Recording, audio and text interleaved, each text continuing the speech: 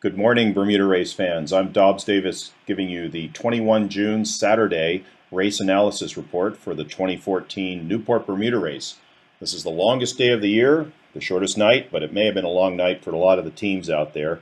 It was pretty slow going getting out. We'll see when we look in detail at how the teams got out and what their average speeds were. But right now, the lead boat closest to Bermuda is here, Shockwave.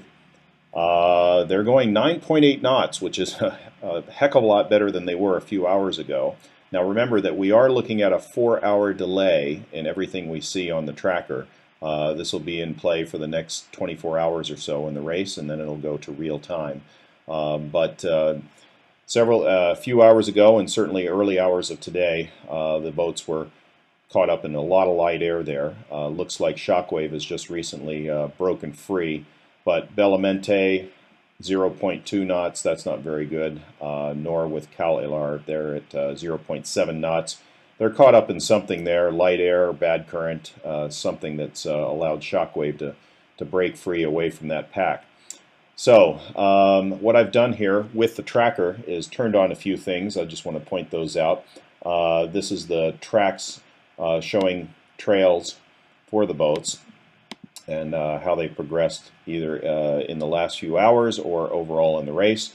You can see by all the wiggling, and actually if you want to see this dramatically in time, you can see how the boats have progressed over time since the start. And going into last night, you can see there that the variations in heading and speed are telling us for sure that they had a very long night through the light air.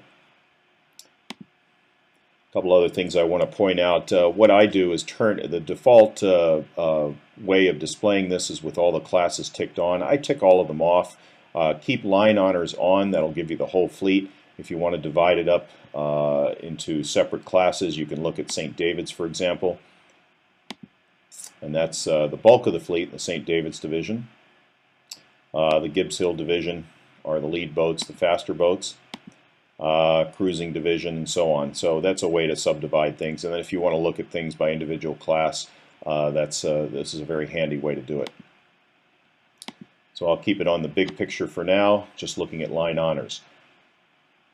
In the leaderboard, this gives us a nice summary of who's been doing well relative to both corrected and actual time. Line honor simply means the elapsed time down the track. Shockwave now leading. About 150, 160 miles out, 477 miles left to get to Bermuda. They've been averaging 10 knots over the course. Now that sounds really fast, but actually for boat this size, that's not very fast. They were probably going at 12, 14 knots and then slowed down and stopped and start. But these boats are typically 12 to 14 knot boats. So this is showing that the start of this race is fairly light indeed. And if we look at recent time, Shockwave just jumped out, as I said earlier, and the lead boats and kind of what their progress has been. But what's a little bit more interesting is some of the boats, and this is in order of where they are in the racetrack. You can see that quite a big variation in speed here. For example, if we look over 2.3 knots on Valkyrie, Blackwatch 2.6, Beagle 2.6 knots. These boats have slowed down, whereas others have sped up, and it's really depending on who has the breeze and who doesn't, so it's very spotty out there. In corrected time, and this is an IRC scoring. Now IRC is a time-on-time scoring, and it relates to not all the fleet, not everybody's rated for IRC, but it does give us a fairly general idea of what segments of the fleet are doing well. In IRC scoring, here's Durade, 1929 design S&S boat.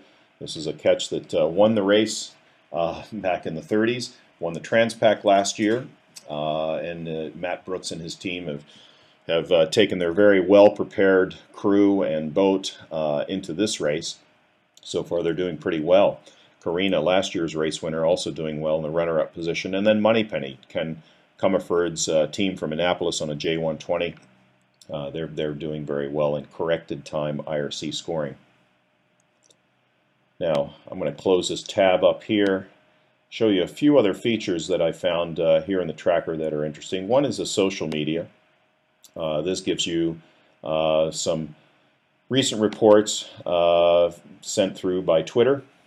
Some are official, some are from fans of the race, and that's always good entertainment. One thing we learned from this, for example, is what is going on with this boat here, Toothface. They're back in Newport. It's a Class 40 that Michael Dries has. He was in the double-handed division.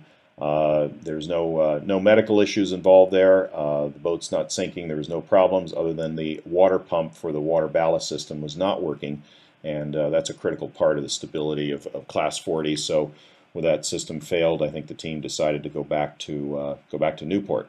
So anyway, you can learn things like that on the social media if you click that tab. Other interesting things here are wind data. This is either, as you can see, little wind arrows provided through the Predict Wind tool. And if you just move your cursor over each of these, you'll get an idea of what the grid files, these are the predicted weather models, tell us are going on at that location. It's a fairly coarse grid, as you can see. In fact, what I'll do is turn another grid on here, which is a geographic grid. And at each of these node points, it gives a prediction on what's going on, but very light wind conditions indeed. You can see the wind directions are all over the place. Another interesting toggle is up here. Now, this is an experimental feature. I'm going to turn this on now and give you an idea of how this works. It's showing currents provided by this Earth and Space Research Oscar source. It's a very clever graphic. I'm not sure how accurate it is, but it's certainly entertaining. If I kick this off, this gives you an idea of where the Gulf Stream is, where the eddies are. Again, this may not be completely accurate. But it's showing you, at least in a relative sense, what the teams will be facing down the track. Another feature of this, besides the current, is if you kick on air model and kick on wind, you'll see a bit where the wind models are showing you what the wind directions and relative velocities are. You can see by the lack of any graphics in this area, it's very light wind conditions indeed. Speaking of wind, I'll go over to my favorite weather model here. This is the weather.rap.ucar.edu site that gives some weather model options, short-term and long-term, for North America. On the 6, 12, and 18-hour RAP models, if we push this button here, that'll give us the latest model runs at these times. So at 1900 UTC, that's 7 p.m. in Greenwich Mean Time, which local time is in the afternoon, 4 p.m. It's 3 p.m., 4-hour difference between Eastern Daylight Time and Greenwich Mean Time. So over the course area here, you can see it's not very strong gradient of any sort. Wind direction arrows and strengths are at 10 knots or less, and very scattered. If we go further forward in time, it doesn't get a whole lot better for the early evening hours of tonight. But here at 18 hours forecast, this is around midnight, a little after midnight local time. You can see the wind directions starting to organize themselves more into the southwesterly quadrant. This is in the forecast, and we'll see this coming up for tomorrow, Sunday, and particularly into Monday. So there is good news on the horizon with a little bit better wind conditions shown. Now, let's go to current. My guess is that some of the big variations that you're starting to see, particularly amongst the leaders, is due to this feature here. This is this warm eddy. The leaders are at 39 north latitude. Here's our 40-degree line here.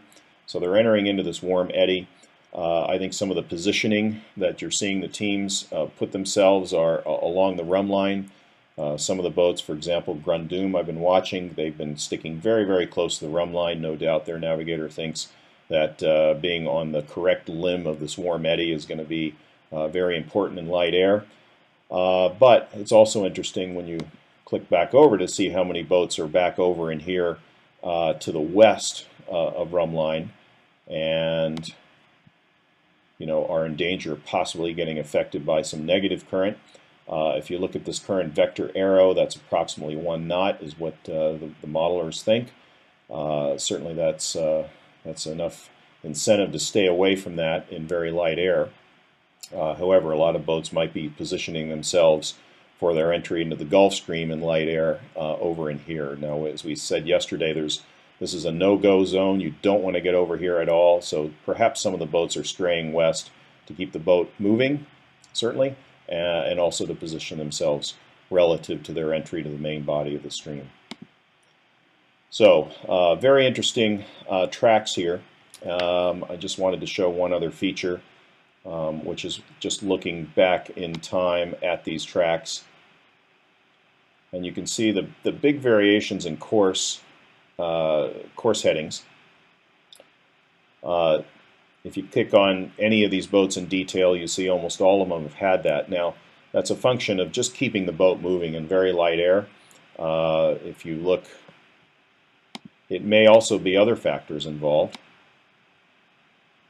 You see some big kinks here. That's either a wind shift or possibly a sail change. As the boats get lifted and lifted and lifted and they want to keep going down the track, they could change sails, have to alter course for that new sail.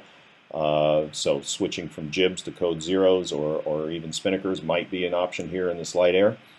But remember, some of these tracks might also be reflective of current. So as they get into this warm eddy, we're going to see a lot of variation in the next few hours. So that's all I have for my report today. I think it'll be an interesting day. I welcome everybody to come back to the tracker and follow along. I think it's certainly very interesting. And then let's look at the social media tabs. I think that we'll start getting some race reports in from people that have that capability of sending in some good stories from out there. So for now, I'm Dobbs Davis signing off, and I'll see you tomorrow morning, Sunday, for day 3 of the Newport Bermuda race.